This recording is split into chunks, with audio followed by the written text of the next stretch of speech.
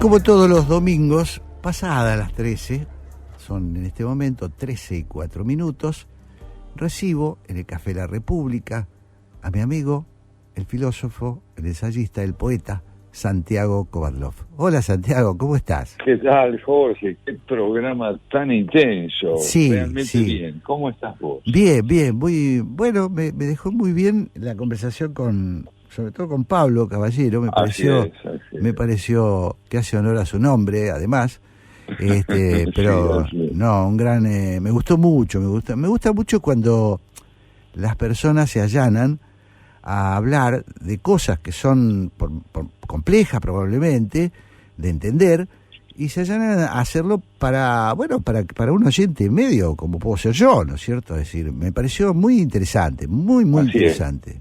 Pablo tiene la virtud de conjugarlo todo en la primera persona del singular, es decir, se nota a un hombre que habla de su experiencia en aquello que es su especialidad, aquello que es su campo vocacional, claro. Y todo está tramitado por la emoción y el interés vívido, ¿no? Claro. Porque él transmite su experiencia. Mirá, si comenzáramos a evaluar el programa de hoy por la propuesta que él nos hizo, yo te diría que un momento notablemente singular para nuestros oyentes es el de escuchar a un hombre que ha consagrado su vida al estudio incesante y a la transmisión de una enseñanza vinculada a estas dos lenguas absolutamente decisivas en la construcción de nuestro propio idioma. Es notable el ejemplo que nos trajo de Eurípides, ese gran trágico, ¿no es cierto?, griego de hace tanto tiempo, más de 2 milenios ciertamente, que a través de las troyanas, una de las tragedias que supo componer, se revela contra la violencia de su tiempo, pone de manifiesto hasta qué punto el camino de la violencia, que debe ser incesantemente combatido, lo precede a él y lo ha de suceder finalmente a él también, ¿no? Claro. Mostrándonos cómo la violencia no es el camino que permite justamente construir un campo de desarrollo verdaderamente civilizado, aunque puede imponer por la fuerza un estado de situación determinado. Esta rebelión contra la violencia me parece que también atraviesa parte de la conversación con Marvin Galea Perla, que si bien no alcanzó a responder las preguntas que yo creo fundamentales que le planteabas vos en el reportaje, hizo una referencia tremenda a lo que es la aceptación de la violencia por parte de buena parte del pueblo salvadoreño, que no juzga a Bukele, que prefiere sacrificar su libertad en pos de la pacificación alcanzada por cualquier medio.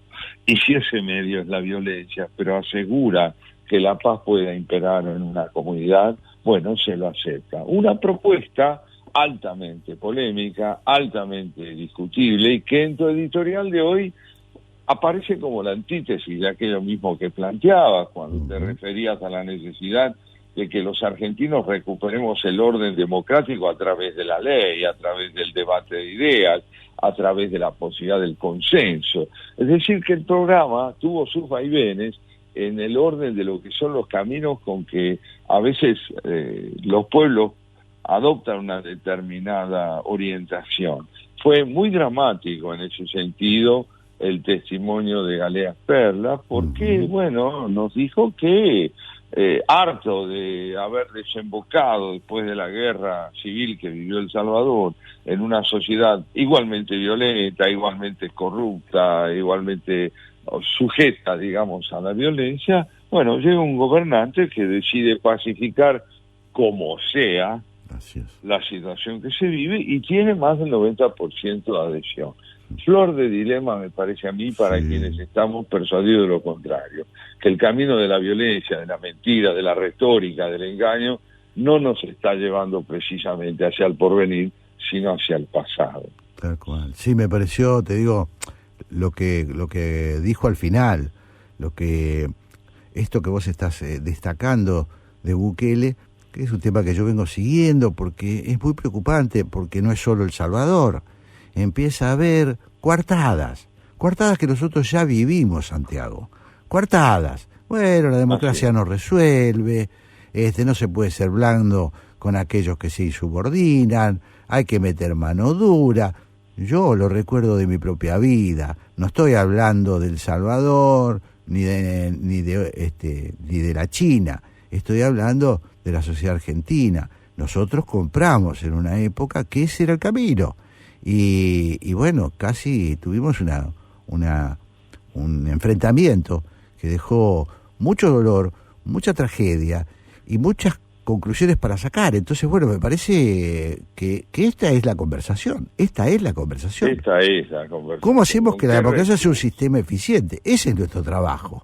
Sí, vos señalabas precisamente en el editorial, el problema es consolidar una democracia, entender que no es la república la que ha fracasado, sino que el fracaso proviene de la imposibilidad de encontrar en la república el recurso preciso que, sostenido en el tiempo, permita ir atenuando la intolerancia a la disidencia que desemboca necesariamente en los planteos apocalípticos o redencionales que sacralizan la violencia. Y aquí yo te diría que vale la pena volver al planteo de Pablo Caballero, compañero y amigo de la Academia Argentina de Letras, que cuando él nos decía esta idea tan interesante, ¿no es cierto?, de que lo antiguo tiene mucho que decirnos y que hay un mensaje permanente, algo que enseñarnos en esa palabra que proviene de esa antigüedad, que para muchos es una antigüedad superada,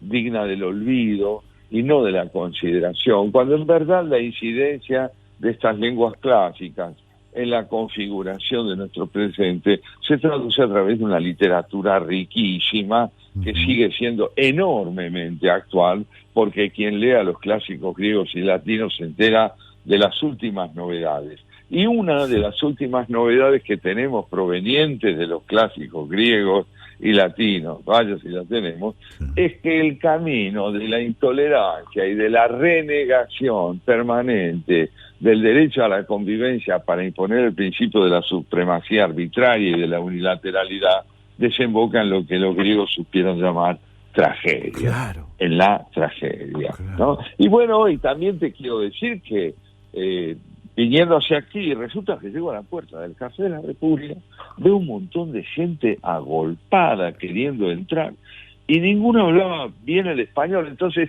el hombre que estaba acá, este amigo nuestro en el café, que siempre los recibe, le decía, bueno, traten de serenarse. Y yo digo, ¿quiénes son? Entonces me doy vuelta y veo que ahí están en la puerta Paul Klee, André Breton, Goethe, Theodor Retzke, Oscar Wilde, todos viniendo, queriendo acercarse a la mesa, a nuestra tertulia, para aportar una palabra con la cual aspiran una vez más a mostrarnos que la reflexión del arte y la literatura, provenga del siglo que provenga, si es honda, permanentemente actual. Y me parece que vale la pena escuchar lo que nos dicen, así que en algún momento vamos a darle lugar a ellos. ¿Qué te parece? Pero me parece un programón, teniendo esos invitados, ¿cómo nos vamos a privar? Yo sé que todo esto deriva de ese cuaderno mágico que algún día quiero tocar, que vos llevás con citas, el libro. Sí, yo lo llamé Casa de Citas. Casa de Citas, con todo lo que significa eso, ¿no? Generar, claro. ¿Quiénes son las chicas que están aquí? No. Citas son las referencias a reflexiones, propuestas, pensamientos, en suma, de grandes autores de la historia de la literatura y la filosofía, que yo he transcrito a este cuaderno para que me acompañen. ¿Desde cuándo, Santiago? Repetilo. Mira, yo te confieso que este cuaderno yo lo inicié en 1981. Impresionante. En 1900, no tenía todavía 40 años, y lo único que ha envejecido no es lo que hay en él, sino yo. Yo soy el único que envejeció. Todo lo que está aquí es de una actualidad fabulosa. Es extraordinario. Goza de una lozanía perpetua, como bien diría Pablo Caballero refiriéndose al griego y al latín, ¿no? Déjame que le agregue a los oyentes, creo que ya lo he dicho, que entre otras de las virtudes de Santiago está su caligrafía. Él escribe a puño, él mantiene esa costumbre de escribir con lapicera y con lapicera de tinta, ¿es verdad? Sí, sí, así es. Me gusta mucho escribir a mano, disfruto, bueno, ya lo señaló muy bien Roland Barthes en su momento, la escritura manual permite que la confección de un texto muchas veces esté cerca de la artesanía y sobre todo revela un elogio a la lentitud. Yo creo que una nota repentina, una idea súbita puede ser anotada como sea, y en una caligrafía que de alguna manera no responde a esa lentitud que valoro. Pero una vez que uno se pone a trabajar sobre una hoja de papel, de alguna manera pinta, de alguna manera dibuja y le concede a cada palabra la posibilidad de una convivencia con uno mismo muy particular. Por supuesto que esto no es generalizable, pero sí es una afición o un vínculo amoroso, como ese vínculo al que Pablo Caballero se refería cuando en el secundario descubre, de la mano de dos buenos profesores, la hermosura infinita del griego y del latín. Lindísimo. ¿Qué te parece si después de una pausa le cedemos la palabra a Paul Klee? Tal cual, vamos a escuchar un tema musical y me vuelvo a encontrar acá en el Café de la República con Santiago Kovaldov. Vamos. Y bueno, seguimos, tenemos visitantes y vienen de la mano de Santiago Kovaldov. Es cierto, mira, recorriendo entonces esta casa de citas, lo escucho, porque literalmente es así, como lo haremos también ahora y nuestros oyentes, a Paul Klee, el gran pintor, ¿no es cierto?, del siglo pasado, que nos dice en sus reflexiones sobre la pintura lo siguiente: el arte no reproduce lo visible, sino que hace visible. El arte no reproduce lo visible, sino que hace visible. Y me pareció una extraordinaria síntesis de lo que podríamos llamar el propósito primordial de todo aquel que, atrapado por la necesidad de producir una imagen, una forma, aspira no a reproducir, es decir, a ser el eco pasivo de algo que eventualmente pueda estar contemplando, sino a darle presencia, a traerlo mediante su interpretación a la luz. ¿No te parece? Me parece magnífico, y me pregunto si, partiendo desde este lugar, si cada artista que nos trae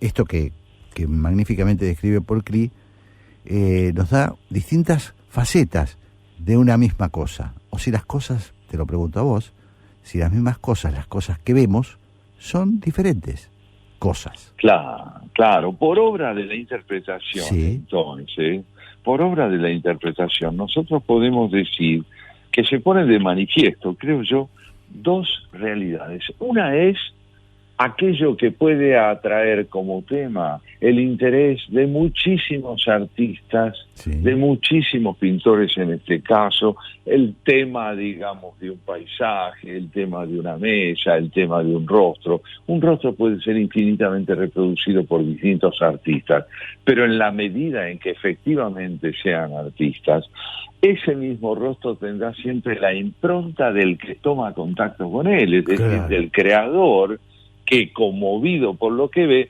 infunde al mismo tiempo a su obra la presencia de aquello que a otros también le ha interesado, pero siempre con ese signo característico, con esa huella imprescindible que es la del creador, ¿verdad? Claro, que incluye esto, vos que sabés bastante, incluye esto al fotógrafo. Ni qué decir. Claro, porque no es la máquina, no es la cámara la que produce el milagro. Es el artista que está atrás, es el ojo que está atrás. ¿Cómo ve esa persona, no? Yo creo que sí, que en toda vez que algo nos atrae, fatalmente le impondremos esa huella de nuestra relación con lo que estamos viendo, con lo que estamos concibiendo. Fíjate vos, sí, que Goethe, otro de nuestros visitantes de hoy, sí, en el siglo XVIII, nos dice algo, después la física va a retomar también. Dice esto Goethe: escuchalo, Jorge, Sí. lo más alto sería comprender que todo lo real ya es teoría. No se busque nada detrás de los fenómenos, ellos mismos son la doctrina.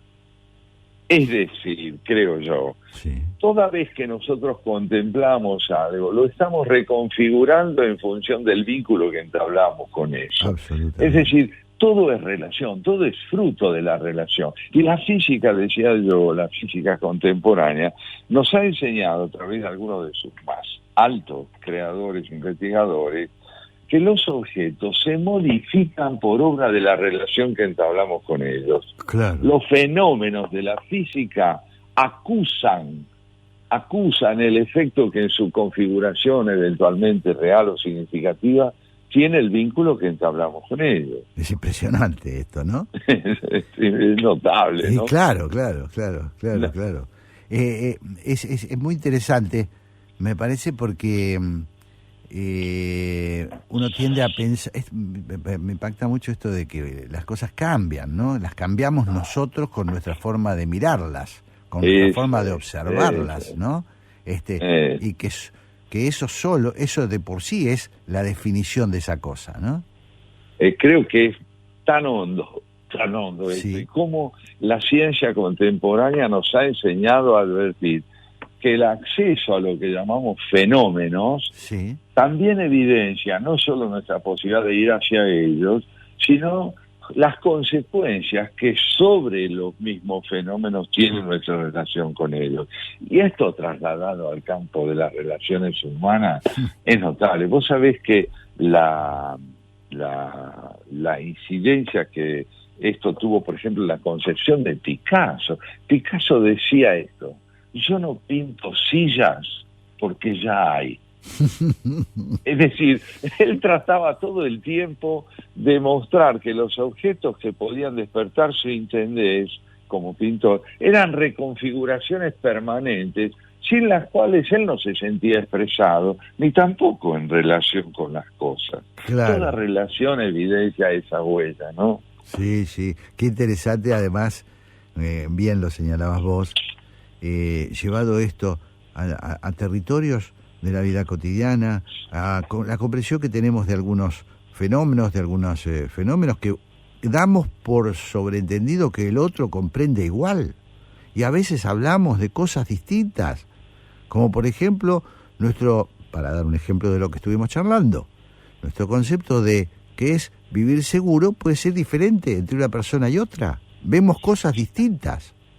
Sí, y esa diversidad hay que conciliarla a la vez con la convivencia. Absolutamente. Porque justamente este es el punto de lo que tanto insistimos en nuestra audición. Y sí, tal cual. Y si no, digo, la consecuencia es dramática, ¿no? Así es, la consecuencia es dramática, donde pluralismo y consenso no se conjugan. Por eso me parece muy interesante, Santiago, que entender esto no para conformarnos, para decir, bueno, yo lo veo de una forma, él lo ve de otra, porque hay un punto de donde nos tenemos que acercar y decir, mirá, aunque vos lo veas distinto, yo lo veo así, ponemos una norma, una regla, para que esto sea lo que nos permita compartir, ¿no? Me parece que eso es fundamental. Es decisivo, ese es el papel de la ley. Claro. ¿No? Ese es el papel de la ley, ese es el papel del diálogo al que te referías en el editorial de hoy, ¿no? Claro. Quiero recordar algo justamente del editorial. Sí. Vos hablabas de la necesidad de promover el debate de ideas. Nunca más, digamos, la demagogia. Señalabas que los partidos políticos consolidan a la democracia. ¿Y qué quiere decir esto a la luz de lo que estamos conversando? Que la diversidad de perspectivas fortalecen la calidad de la convivencia. Claro. Siempre y cuando estén regidas por ese bien común que es el anhelo de llegar a un acuerdo. Tal cual. Bueno, me pareció muy... Y me inspiré mucho en estas definiciones de Pasquino, porque... Sí. Bueno, porque él... como buen europeo, además, como italiano, además, que vive en una sociedad democrática siempre convulsionada, en una sociedad democrática siempre sujeta a la polémica. Claro, pero han no aprendido... conoce la pasividad del No. acuerdo definitivo. No, pero sin embargo, hace rato, y él lo destaca, han llegado a la conclusión que hay un techo, digamos, hay un piso y hay un techo. Y entonces el sistema tiembla, hay momentos que parece que fuera, pero no se tocan las bases de ese sistema, ¿no? Eso es lo que nosotros llamamos el bien común, el repertorio de valores que no pueden ser transgredidos para que justamente las disidencias tengan el sentido fecundo de facilitar un acercamiento recíproco. Tal cual, y él mismo destaca que eso no es hoy patrimonio de América Latina, ¿no? Y aquí viene, ¿sí? Ahí está, y aquí viene, fíjate vos, André Breton, sí. El convulsionado y genial André Breton, creador de una de las teorizaciones más ricas del surrealismo, sí. A decirnos esto. Fíjate qué enorme actualidad tiene esto que viene del pasado. Todo hace creer que hay un momento del espíritu en que la vida y la muerte, lo real y lo imaginario, el pasado y el futuro, lo comunicable y lo incomunicable, lo alto y lo bajo, dejan de percibirse contradictoriamente. Dejan de percibirse contradictoriamente. ¿Cuál es la enseñanza del sentido común? Que lo blanco no es negro, que lo seco no es húmedo, que el calor no es el frío, que el día no es la noche. Y André Breton, recogiendo esta enseñanza que viene del antiquísimo Heráclito de Efeso, sobre el cual tanto nos podría decir Pablo Caballero, ¿no? Con sí. Su griego, viene a decirnos André Breton: miren, la complementación de los opuestos permite descubrir la familiaridad o la reciprocidad o la complementación justamente que fortalece y enriquece a cada una de las partes. Qué interesante. Claro, es el acuerdo, ¿no? Es el acuerdo, es cierto que vos destacabas tan enfáticamente, y que me parece que es la insistencia. Bueno, es una de las insistencias que nosotros tenemos en nuestra conversación de todos los domingos, ¿no? De todos los domingos. Hay un punto donde se tiene que imponer el acuerdo, la conversación y el acuerdo, ¿no? Esto me parece fundamental. Entiendo que sí. Para un proyecto de vida en el cual el otro sea imprescindible tanto como yo, bueno, ese es el camino, ¿no? Claro. Siempre para eso hay que ponerse de acuerdo que la mesa es mesa, que ¿no? Que el árbol sí, es árbol, porque nosotros a veces no estamos de acuerdo. Es decir, no, ¿no? La sociedad nuestra. Y claro, fundamental. Bueno, acá sí. te añado algo que creo que también es interesante, la intervención del poeta norteamericano Theodore Redke, sí. Que dice, mirá qué sentencia tan rica: una época puede ser juzgada por la calidad de sus fracasos. Por la calidad de esos fracasos. Porque una cosa es fracasar por ineptitud, por falta de idoneidad o de responsabilidad, y otra es cuando se fracasa porque no se ha podido llegar allí donde un planteo de solidaridad, de ecuanimidad, de ética, te permite entender que podés volver a insistir. Claro, claro. Estaba tratando de pensar algún ejemplo, ¿no? Sí, fíjate vos, por ejemplo, el drama que vive una sociedad como la nuestra, Jorge, donde de pronto podemos decir, bueno, ha fracasado la democracia. No, la calidad de nuestros fracasos es baja, porque no podemos terminar de aprender que los autoritarismos y la demagogia nos llevan más que a más autoritarismo y más demagogia. Tal cual. Lección que hemos, digamos que tendría que estar ya sedimentando, porque hemos tenido experiencias muy trágicas en la Argentina y resultados muy espantosos, ¿no? Resultados muy espantosos. Sí, eso sí. Es muy, muy impresionante, muy interesante. Bueno, algo más antes tal vez de una nueva pausa. Una frase de nuestro Antonio Porquia, uno de sus aforismos más lindos, el gran maestro de Roberto Juarros. Dice Antonio Porquia: cuando uno comprende que es hijo de sus creencias, pierde el valor absoluto de sus creencias. Cuando uno comprende que es hijo de sus creencias, pierde el valor absoluto de sus creencias. Claro, claro, claro. No te desprendes de ellas, pues pueden ser convicciones valiosas, pero sabes que no sos el único que tiene el monopolio de la verdad, ni vale la pena tener el monopolio de la verdad. Qué actualidad, ¿no? Para la Argentina, qué actualidad para nosotros que hablamos tanto del mesianismo, de ese empecinamiento en reemplazar la razón por la creencia, que llevado a la política, llevado a la ideología, tiene consecuencias tan nefastas, ¿no? Lo digo por experiencia propia. Y es bueno. Lo digo pensando en Marvin y la experiencia que hablamos en el primer tramo de la audición, ¿no? Así es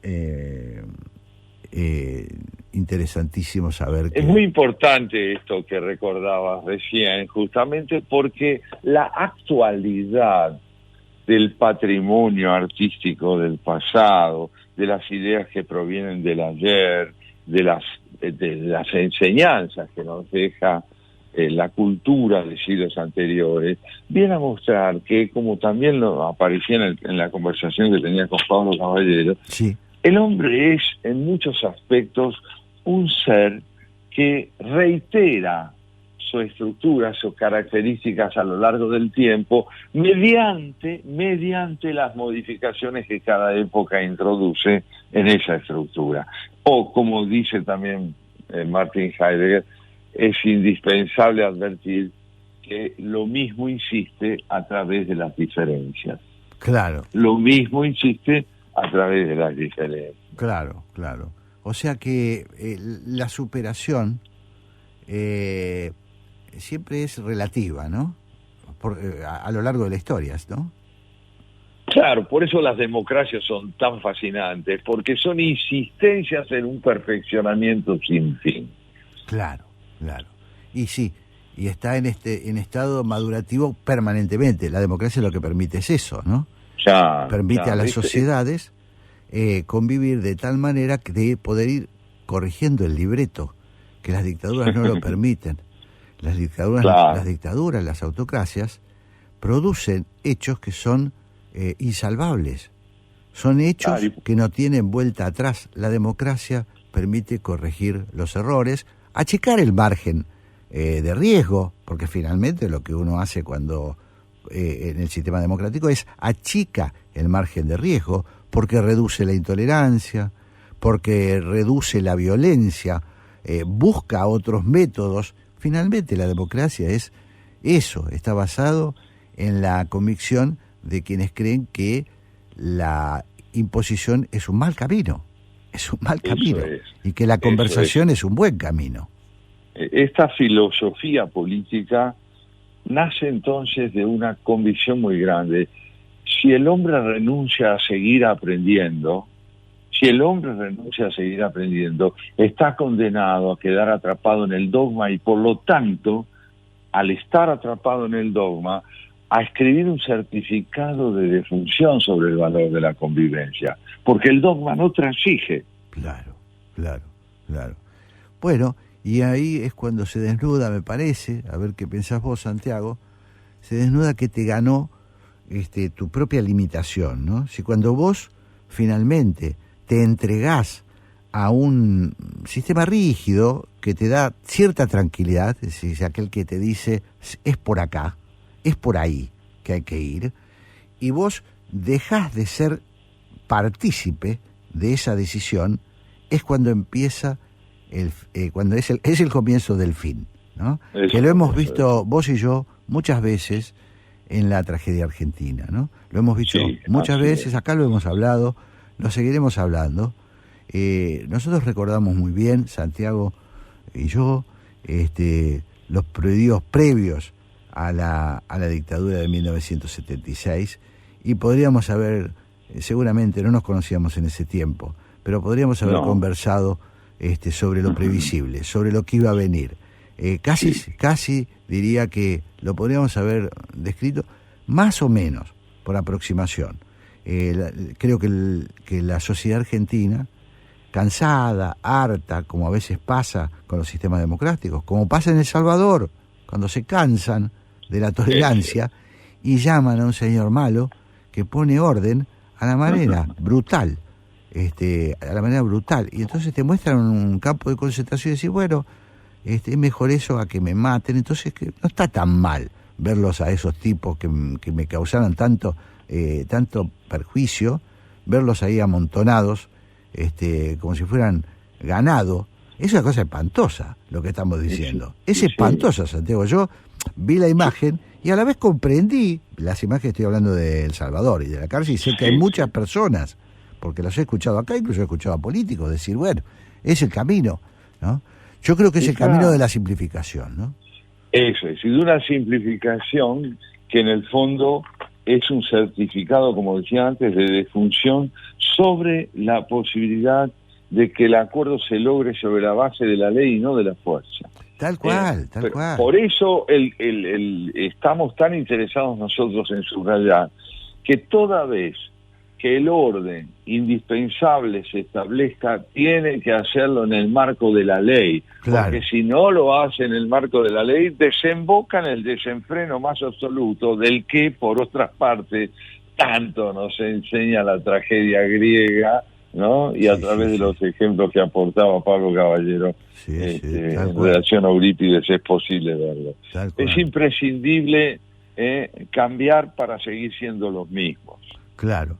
Y no revisar permanentemente. Yo insisto en esto, revisar permanentemente, porque, como bien lo señalabas, Santiago, solemos cometer errores, solemos tropezarnos con la misma piedra.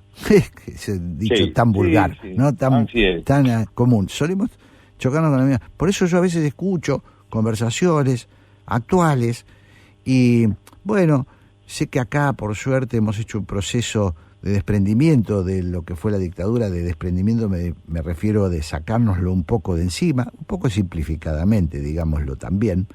Hemos construido, sobre todo a partir de los últimos 20 años, se ha construido una simplificación de aquello. A mí me hubiera gustado un debate más en el sentido que venía con la etapa de Alfonsín y la etapa posterior, incluso con crisis, pero a mí me hubiera gustado un poquito más que cuentito que han hecho, el cuentista oficial que han hecho cerrar a la fuerza, porque eso nos lleva es otra forma de la simplificación, y no analizamos las causas profundas de nuestros fracasos. Exactamente, esta renuncia al análisis profundo es la claudicación del pensamiento que degenera en ideología. Tal cual. Que degenera en ideología. Fíjate qué interesante, ¿no? Hablábamos antes de la calidad de los fracasos, y de nuevo Goethe viene a decirnos esto: lo que por herencia recibes de tu padre, adquiérelo transformándolo, y si no, no lo tendrás. Impresionante. Ahí está, el patrimonio de experiencias del pasado, de esta nación, de 200 años, ¿no? ¿Cuál es? ¿Qué nos ha enseñado lo ocurrido? Que la fragmentación desemboca fatalmente en una lucha de los segmentos o de las corporaciones por imponerse unas a otras y por privilegiar justamente el segmento sobre el conjunto. No hemos todavía transformado en herencia ese aprendizaje, y es necesario que la política lo haga. Muy, muy apropiado, me parece, un tema de candente actualidad, ¿no? Estamos viviendo eso, estamos empezando a escuchar cosas que ya escuchamos. Es el momento de repasar, agarrar la libreta de apuntes como las que tenés vos y repasar. Esto ya lo escuché, esto ya lo hizo mi papá. Ya lo hizo mi papá, y no salió bien, ¿no? No fue un fracaso digno, no fue un fracaso, ¿no? No dejó enseñanza. Si yo repito, soy el pasado. Si yo interpreto y modifico, tengo un porvenir. Tal cual. Es muy bueno. Qué recorrido por Casa de Citas, en la Casa, ¿no? De Citas, ¿eh? Qué bueno. Vos, qué gente, y cuántos que nos quedan todavía por escuchar. Qué lindo, qué lindo. Qué gran privilegio que hayas abierto esa Casa de Citas a los oyentes de Haciendo Pie. Yo me siento halagado y supongo que habrá mucha gente que así se sentirá, ¿no? Sí, son palabras, literalmente las que escuchamos son palabras mayores. Tal cual, tal cual. Bueno, si te parece bien, estamos consumiéndonos unos segunditos, estamos te diría, a ver, unos 60 segundos de recibir a Graciela. Primero va un temita, y ya vienen Graciela Fernández Mejide y Pablo Marmorato para la continuidad de nuestra programación. Y para oírlos reflexionar sobre esto que tanto hemos escuchado hoy con tanto interés y con tanta pasión. ¿Vamos a un tema? Vámonos más. Vamos a un tema. Nosotros, Santiago y yo, nos estamos ya preparando para ir a salir del Café La República. Pero antes de eso, y algo muy importante, van a entrar la señora Graciela Fernández Mejide y Pablo Marmorato, que luego harán ¿Por qué? Así que ya les doy la bienvenida. Hola Graciela, claro hola sí. Pablo. ¿Qué tal? ¿Cómo están? Hola Muy amigos. ¿Cómo va? Buenas tardes, ¿cómo están? Muy bien, muy bien. Los esperamos especialmente en el día de hoy porque Jorge mantuvo una charla muy rica, muy polémica con un escritor que fue un ex guerrillero salvadoreño, Marvin Galeas Perla, con el cual en un momento dado de la entrevista Jorge le preguntó acerca de esta gestión del presidente Bukele, ¿no?, cuya tremenda violencia en la represión del delito, ¿no es cierto?, la forma absolutamente implacable desde el punto de vista de los procedimientos empleados, lleva a que la opinión pública no salvadoreña al menos se enfrente con escenas verdaderamente terroríficas. Entonces le preguntaba cómo tomaba el pueblo salvadoreño esto, y este hombre nos comenta que la gente en El Salvador siente que, bueno, va avanzando la pacificación y que la verdad es que se muestra dispuesta a sacrificar sus libertades con tal de alcanzar esta pacificación social que ni la guerrilla en su momento, ni la situación ulterior a esa confrontación entre las Fuerzas Armadas y la guerrilla permitió que se estableciera. La paz, ¿a qué costo? Sí, a cualquier costo. ¿Qué punto, ¿Qué punto, no? La verdad es que me obliga a pensar en distintas respuestas, porque una de ellas, a nosotros esa situación, si bien no exactamente, pero se nos produjo antes del golpe del 76, Santiago. Sí, lo sabemos. Mucho argentino, obviamente sin saber, desde luego, quién iba a imaginar hasta dónde se iba a llegar, aprobó el golpe, primero porque ya venía siendo como un hábito que cuando las fuerzas políticas no lograban un acuerdo, solucionar un tema, se convocara al ejército, ¿no? En el 30 para adelante acá. Y después porque la verdad es que sobre todo lo que se desató con la AAA, después de la muerte de Perón, ya estando vivo Perón empezaron, pero después que murió fue una orgía de sangre, ¿se acuerdan? Claro. Muy bien. Entre eso, por un lado, y la guerrilla, en el caso de Montoneros, cuya carta de presentación fue el asesinato de Aramburu, tuvo miedo. Exactamente. Totalmente. Nosotros sabemos, entonces, ya hemos pasado por allí, ¿dónde puede desembocar este modo de pacificación que requiere baños de sangre ilimitadamente justificados por un afán de pacificación necesaria, pero que fundamentalmente atenta contra toda posibilidad de tener fe en la convivencia pacífica? Claro, las consecuencias después ya vimos las que fueron. la cantidad de... Empiezo por lo menos truculento, menos dramático. Ujú, La imposibilidad de publicar las ideas. ujú. Ajá. Acordate, la persecución ideológica directamente. Y después la desaparición forzada de personas Totalmente. que, a mi criterio, los otros días lo estábamos hablando con mi hijo Martín, Sí. todavía no se analizó suficientemente cómo fue el mecanismo creado para con tal perfección de la desaparición de las personas. Tal cual, tal cual, tal cual. Sí, yo creo... Poder juzgar eso Sí, sí. Sí, significó romperse la cabeza después, ¿eh? sí, sí, sí. Claro, Sí, sí. claro. Sí. Dante la CONADEP y vos hablás hoy con los jueces que actuaron en el juicio y todos te dicen de las dificultades de encontrar la forma de castigar algo que se ocultaba con la desaparición. Claro, claro.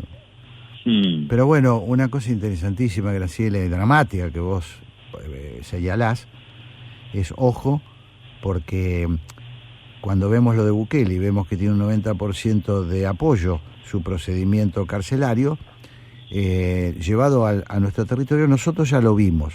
Nosotros ya lo vimos en nuestra sociedad, Claro. lo vimos en una sociedad que por lo menos hizo la distraída y en muchos casos apoyó. No había, en ese tiempo no se hacían consultas de opinión pública, No. pero hubieran dado seguramente un altísimo porcentaje de apoyo, porque el miedo hace eso. El miedo hace cerrar los ojos y que me resuelvan el problema, que me acorten el camino. La democracia estará bien, pero es muy complicada. Esto hay que evitar. Hoy hay que discutirlo hoy. Hay que seguir discutiéndolo. Sí, pero están así, que se va a hacer ahora el 24 de marzo. Sí. Creo, no sé si el 24 exactamente, pero creo que es el 22, me parece. Sí. Una reunión acá, entre comillas, donde se va a hablar de tema de derechos humanos, Sí. y donde los que participan, ninguno de ellos condena lo que está pasando en Cuba, lo que está pasando en Exacto. Nicaragua, lo que está pasando en Honduras. Claro. Tal Al cual. contrario, Así es. Claro, Así es. claro. Sí, me parece que lo nuestro es insistir hasta que salga, ¿no? Esa es un poco la idea con la democracia, insistir hasta que salga, porque sí, pero por ese camino no te va a salir nunca. no, por ese camino seguro que no, por ese camino no, me refiero a nosotros, los que defendemos el sistema, tenemos que aferrarnos, porque A la convicción, exactamente. y claro, porque en los momentos de fragilidad, los momentos de desesperación no podemos decir, es muy fácil pensar que un grupo de dementes produjo el golpe de Estado de 1976, es la banalidad del mal, ¿no? Sí. Es la banalidad del mal, nosotros no tuvimos nada que ver, eso pasó por arriba nuestro. Bueno, después pasa por arriba tuyo, porque esos regímenes no respetan nada. Finalmente, bueno, me parece que es un tema largo, Graciela es una experta, no me voy a meter yo en estas cosas. No, realmente es un tema. Y saben, mira, hoy nosotros en el programa Sí. vamos a tener un economista, el jefe de una, en este momento, de una consultora Black Toro, para hablar sobre todo sobre las consecuencias que podría tener en la Argentina un tema de economía que es global en este momento, y bueno, analizar eso. Muy pero bueno. después viene Ulises de la Conde. Ajá. Ulises de la Conde hizo varias películas, pero una de ellas, que la va a presentar en el Malva el 24, Sí. es El Juicio, Ya. pero documental. Sí, Nada claro, menos, claro. vi el anticipo, claro, qué interesante. Sí, Muy interesante. No es una ficción. No, en este caso estamos hablando no de 1985, sino de Argentina 1985, sino de un documental sobre el juicio, que va a mostrar las imágenes que se filmaron en aquel momento durante el juicio. Y las acomoda, las agrupa, yo diría, con determinado criterio de qué se está denunciando como metodología, ¿no? Interesantísimo. Para que los oyentes además sepan a lo largo del programa de por qué, dónde, cuándo entonces pueden ir y ver esto que es decisivo, porque estamos delante de un hecho histórico registrado en su literalidad. Exactamente. Y cómo lo registraron las cámaras en ese momento, que solo tomaban de espaldas. Tal cual. Bueno, todo eso seguramente lo van a saber ahora cuando escuchen el programa ¿Por qué? De Graciela Fernández Mejía y Pablo Marmorato, que ya comienza, ya le estamos robando unos segundos, así que... No me roben nada. Santiago y yo nos retiramos, le mandamos un gran abrazo. Un gran abrazo. Un gran abrazo a ustedes también, y gracias. Chao Santiago.